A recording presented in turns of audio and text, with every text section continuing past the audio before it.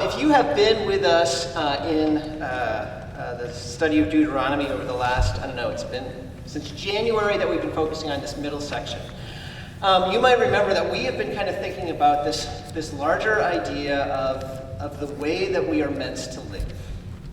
We've talked about stuff like justice, sex and household, rest, and all of these things. It's not just been about trying to figure out rules, right? That's not the goal. The goal is actually, as we look through Deuteronomy, to understand that it's showing us the way that is good, the life that we want. And when we start doing that, when we start thinking about, okay, what is the life that is good that we want, inevitably we come across the gap. And what I mean by the gap is there is this thing that we want. We know this is the life that we want to live. And then the other side of it is the fact that this is the life that we do live. And it's not the same thing, right? We know this. So we know that it is good for us not to keep buying and consuming, but to maybe be simpler and to give away more. And yet the life we live doesn't look like that. We know it's good for us to not just be busy, that there's value in this idea of rest, that we were made for rest, and yet we just keep going and going and going. Well, we know that we don't want to lose our temper. We want to be gentle. And yet we know the reality. There is this gap between the life that we want, that is the good life that is being shown to us in Deuteronomy, and the life that we have. And the question is, what do we do with that? How do we bridge that gap? How can we move into the life that God has for us, the good life that we seem so resistant to?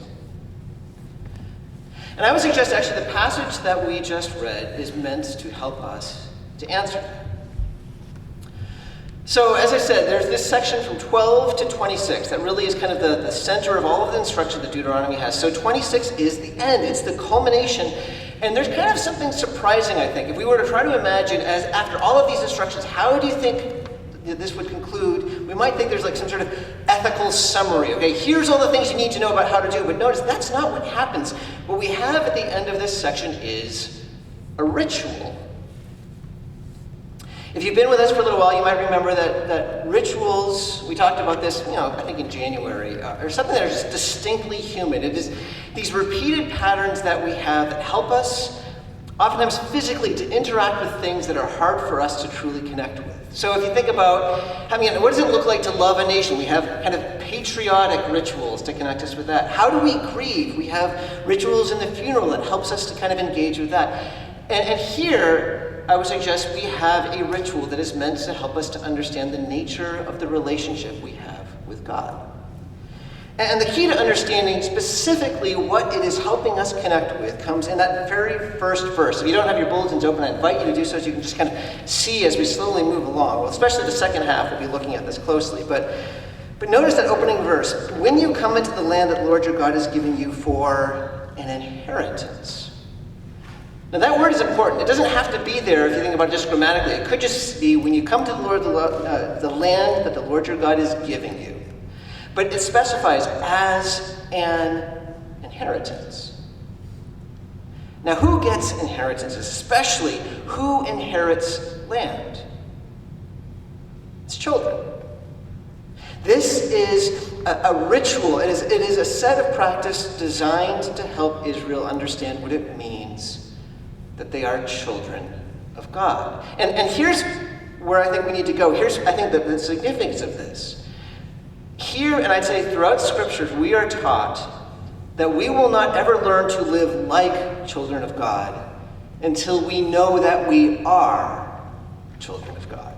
We will never learn how to live like we are children of God until we know that we are children of God. So I've been saying that Deuteronomy obviously has lots of instructions. That's oftentimes what people think of when they think of Deuteronomy. But there has been this other theme that has been woven throughout this book. And I just want to kind of pick up on it right now. So chapter 1, when it speaks about, like Moses tells the story, he says, He, that is God, loved your fathers, and He chose you, their offspring. A few chapters later, in chapter 7, it says, It was not because you were more numerous that the Lord set His love upon you and chose you, but it is simply because the Lord loves you. Or near the very end in chapter 33, as Moses has his final words, here's what he says: the Lord came from Sinai and he loved his people. Do you hear again and again we are being told, God loves you, Israel. And we're actually told the specific kind of love that God has. So it says in chapter 1 again, in the wilderness the Lord your God carried you. How? As a man carries his son.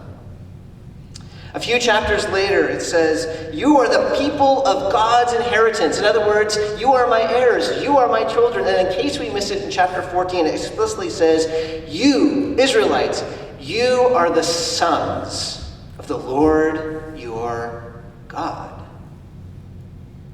Something extraordinary has taken place. God sees this people who are needy, and he loves them.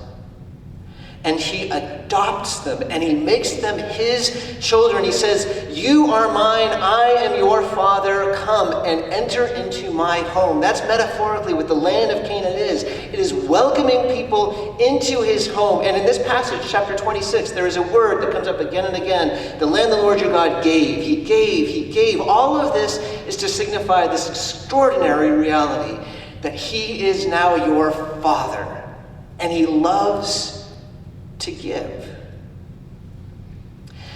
And when you think about that idea, it begins to make sense that you would need rituals, because it is not an idea that comes naturally.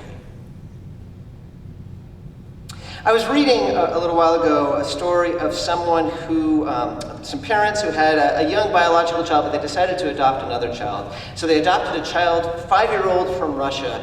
And there was this initial joy of seeing this kid and welcoming her into their home, but that joy turned to just some very complicated emotions, because this child would regularly have these outbursts of violence, terrifying rage, and the parents didn't know what to do, and it actually kind of crescendoed into this moment where the 5-year-old threw her new sister down the stairs. Thankfully, she wasn't injured, but what do you do with that? And in this article, it was saying this is not that uncommon. When someone is adopted from a context in where they have not been treated well, they bring with them into their new situation survival behaviors.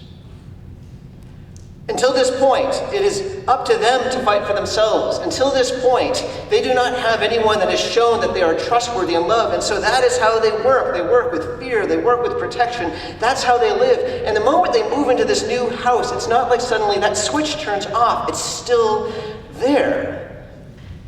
They are not yet able to learn, they're not able to live like a child of that family, because they don't yet know that they are a part of that family. And if we think about the story of Israel, we see something very similar, don't we?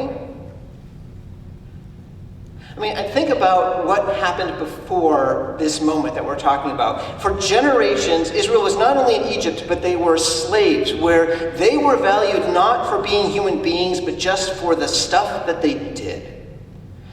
And Pharaoh was not just a king. Pharaoh was seen in Egypt as a representative of the gods, which means culturally you're surrounded with a vision of deity where he was nothing but capricious and cruel, and your only hope was to figure out how to kind of manipulate and work with what you saw as deity. That was the life that they had lived. And so when this thing happens where they cry out to God, and God sees and he hears and he rescues them, and he says, I am your father, you are my children, I am bringing you home, they don't just turn a switch. They still have this instinct of fear and self-protection. They know how to fight for themselves. What they do not know is how to trust. They know how to try to manipulate and offend against deity. What they don't know how to do is trust that the single most important and powerful person in the universe loves them and wants to give and to give and to give. When we sometimes look and ask, how could it be that Israel could just keep on missing it like this? We need to recognize they have a hard time learning how to act like children of God, because they do not yet know that they are children of God. And before we are too judgmental, I think it's probably worth recognizing that we are not that different. Now, of course, we haven't been slaves in Egypt, but how many of us in different ways have taken in a different way of functioning, a different way of seeing things that is counter to this reality? I've shared before, I think, that when I was, elementary school, I was a socially awkward kid, and as a result, I was not very well received by my peers. I struggled in that regard. And as I look back on it now, I've realized that there is a part of me that kind of came to be trained, came to believe that the way to function in this life was to just so prove yourself, so make yourself important that people would have to want to be with you. Some of you have had probably relationships with your parents where you have parents who maybe they were trying their best but are demanding and critical. And now, as you are growing, there's a part of you that is just doing everything it can to prove them wrong.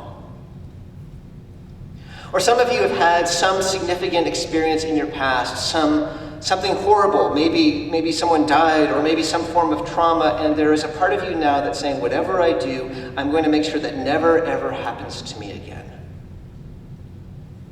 See, each of us have these, or at least many of us do. There are these survival behaviors. There's 1,000 different versions of them, and each of them in their own way are teaching us that we have to fight for ourselves, that we have to make ourselves loved, that we have to make ourselves happy, and then we hear the gospel invading our lives saying none of that is true. That no matter who you are or what you have done, you have a God who loves you,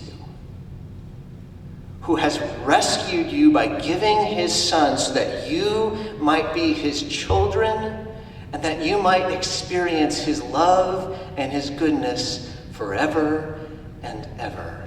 And we hear that and we still hold on to our former ways. We still hold on to these survival behaviors. Those of us who are Christians, those of us who have come to believe this gospel, there is a part of us still likely that does not yet believe it. That still feels like we need to fight, that we need to protect, that we need to hold on. We still have these survival behaviors. Our struggle, the reason that we have this gap, is because we will not be able to live like children of God until we know that we are children of God. Returning to the story I was talking about before, the same article speaks of how after there was this terrifying blow-up with a child being thrown down the stairs, they finally found a counselor who was able to give, the parents that is, who was able to give the parents some necessary advice. And so as they moved forward, whenever the child that was the adopted child would have these blow-ups, they would learn what to do. Once she had kind of like vented herself but was still kind of activated, they would just hold her far longer than felt natural. And once she had finally come down to just like this low, like this calm place, they would look her in the eye and talk and try to understand. Again and again and again, the same practice they would do again and again and again. And slowly she began to open up and talk about what had happened to her, and slowly she began to trust and fit in with the family. She needed first, through these practices, to come to understand that she was a child, and then she could live differently, a child of that family. And I want to suggest that we have something very similar here in these rituals that we have in chapter 26. And our time this morning, we'll only have time to look at the first one. I'd love to talk about 12 through 15. Maybe that's another week. But just 1 through 11, I want us to see this ritual that is meant to help Israel understand that they are children. Not because we are going to start doing this ritual. I'm not saying next week, let's bring a basket and some grain, let's do this thing. But more, if we understand what this is meant to do, it can help us to understand what it looks like for us. What does it look like for us to know that we are children of God? So first, let's just notice what the ritual is. So it starts on usually Pentecost, the 50th day after Passover, when the grain has first just come up. The very first grain that is now able to be harvested, they take that grain, every household, and they put it in a basket. And the father and the rest of the household, and they travel down to wherever the tabernacle or later the temple will be, the place that God had said, this is where I am placing my name, where I'm going to dwell. And once they get there, carrying the basket, the father representing the family comes to the high priest. The high priest is like the liaison, the one who's representing God to the people. And he says, a very rehearsed, this is what they'll say every year, I declare today to the Lord your God that I have come into the land that the Lord swore to our fathers to give us. And saying that, he brings the basket with the grain. And the priest receives the basket. And then he takes it and he brings it to the altar of God, signifying on God's behalf that God receives this gift that they've come to bring him. And then man and his family, I think, move towards the altar, and perhaps they grab the basket again now that they know that they have been received by God. And he begins kind of a larger speech, starting with, a wandering Aramean was my father. And starting with that story of Jacob, he goes on to speak of what happened in Egypt, of the slavery, of the suffering, of God bringing them out, of God bringing them finally into this land. And then it concludes with this final statement, and behold, now I bring the first of the fruit of the ground, which you, O Lord, have given to me. And after saying all of this testimony to God himself, he and his family would worship bowing down on the ground. And after a time of doing that, perhaps even speaking words of praise and gratitude, it says they would rejoice. They would go and they would have a feast together, relishing, delighting in the goodness of God. Every year after year, as they enter the inheritance, they do this to teach them. And I would like us just to see just a few things about what this practice, what this ritual shows us about what it looks like to know that we are children of God. First of all, in these events, we see that knowing that we are children of God involves moving from the abstract to the concrete. Whenever we talk about stuff like this, when we talk about the love of God, when we talk about God adopting us, when we talk about just God who we can't see, one of the real challenges is just it feels so not real, right? There's something out there and disconnected. And the problem is that's not actually how we connect with reality. We connect with reality through things that we can touch and see. I mean, this is why teachers who are trying to teach math don't just start telling the numbers and explaining what the numbers are. They give them blocks or things to count, things that you can touch, because that's how we interact with reality. This is why people who like history will visit places like Gettysburg, because to actually be there, to smell it, to stand in it, it feels more real. This is why even when two people love each other, they don't just say that they love each other, they give each other hugs. Because that is a physical way of expressing this reality that we have a hard time otherwise engaging with. We are physical creatures who need concrete things for us to understand them. And notice how utterly concrete this ritual is. It starts with the land they are living in, the crops that they have been growing for a while. They take the very first bit and they stick it in a basket, and they go for a journey, and they go to the place that they know that God will receive it. And there's this very active thing that goes on where the priest receives on behalf of God, and where they feel that reality that they are bringing God a gift. Now, to be clear about this, the gift is not something that God needs. This is not the people doing God a favor because he's hungry. Now what's going on here is very similar to when a little kid at kindergarten makes this drawing that no one fully understands, but he gives it to his dad, and his dad looks at it and smiles and frames it and puts it on the office. He's not putting it in the office because he knows it's going to be worth millions someday. He's putting it in the office because he's received this gift. It is a connection that he has with his son or his daughter. And that's what's going on here. This gift that God's people are bringing is being received by God. He is smiling upon the gift, saying, yes, I welcome this gift from my child. And so all of these things, these are all very physical things where dots are being connected between the physical reality of this life and this deeper reality of what it means to be children of God. Dots are being connected so that the physical stuff like the earth that they work and the grain that they are grinding and the flour that they make into bread and they eat, and all of this, as they are enjoying it, they are saying, we have a Father who gave us all of this, and he loves us. And when they are working and sometimes giving either in tithe, which is what the next ritual is about, or bringing it to God here, they are saying, and we love our God and love to do things for him in service to him. There are these dots that are being connected between the stuff of life, the work, the gifts, and the reality of God being our Father. And I would suggest for us, we need something similar. We need to be able to connect dots between the stuff of our life and this deeper reality. This, by the way, is the reason that Christians throughout the world have this tradition of every time we eat, we give thanks. So that as we taste and as we get full, we can remember this comes from a God who loves us.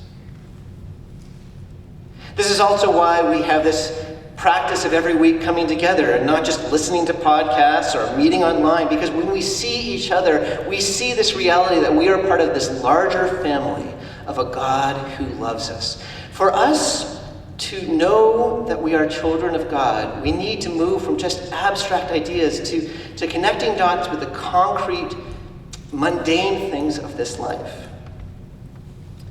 Secondly, as we look at this practice, we see that for us to know that we are children of God, we need to move from general truths to personal reality.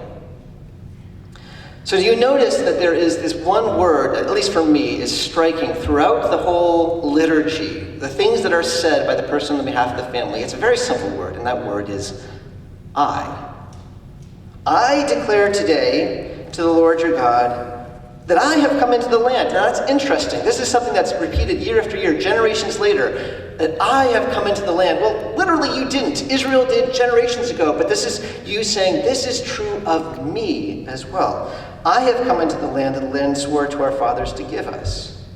And then after telling this whole kind of long description of what took place, notice how it concludes. And behold, now I bring the first fruit of the ground, which you, O Lord, have given me. This is not just some general, vague truth. This is personal. Do you know, I think sometimes it feels safer for us to talk in general ways about religion or faith or whatever we want to talk about. We talk about the eternal God. We talk about Jesus dying for sins. And those things are true and they are worthy of reflection, but if that's where we stop, our faith has not gone far enough. We need to say more than that God is eternal. We need to say that God is eternal and he is our God. He is my God and my Father. We need to say more than that Jesus died for sins. You and I need to be able to say, Jesus died for me. Do you feel the difference between that? Is that something that you have ever said? Or is that something that you say to yourself? I want to ask you, I know we're Presbyterian, we don't usually do audience participation. So I'll allow you just to do this in the quiet of your minds and your heart. You don't have to say anything out loud. But I'd love for you to just try this, to say this to yourself in your mind. God knows me and loves me, and he is my Father.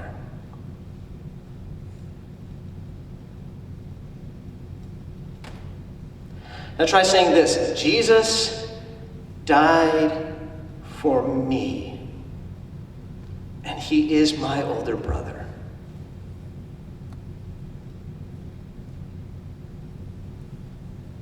Do you feel the difference of that, the power of that? That's reality. And until that reality descends and we can say it's not just stuff out there, but that I am forgiven, I am loved, I am being watched over, and I do not need to be afraid. Until we can say that, it hasn't descended where it needs to be. To be a child of God, to know that we are children of God, we need to move from the general to the personal. And finally, to know that we are children of God, we need to move from timeless truths to story. Because while sometimes, especially if we're philosophical, we like to speak in terms of timeless truths, that is not actually how we work in an experiential level. We are storied creatures. Let me just give a silly example. Let's just say tomorrow morning you wake up, and as you kind of like wipe your eyes, you notice that there is a sound above your head. It's like this kind of like scratching sound, and like occasionally a pitter-patter, and you realize it's coming from the ceiling. And your heart sinks in that moment. Now, why does your heart sink in that moment? It's not like suddenly you're in pain. No one has attacked you. You're not sick. But in that moment where you realize there is a rodent above the ceiling, your entire story for the next day has changed. Your story, you used to see this as a safe fortress, and now it is invaded by enemies. You thought your day would be one where you are victoriously getting stuff done, and now you realize that your day is going to be about talking to the exterminator and figuring out how to deal with that. Your story has changed in your mind, and that changes everything for you. It changes how you feel, it changes how you act. That's how it works. We are shaped by our stories. And it's significant to me when we look at what's going on here, that all of this entire ritual is about situating people into the bigger story that they might not otherwise see.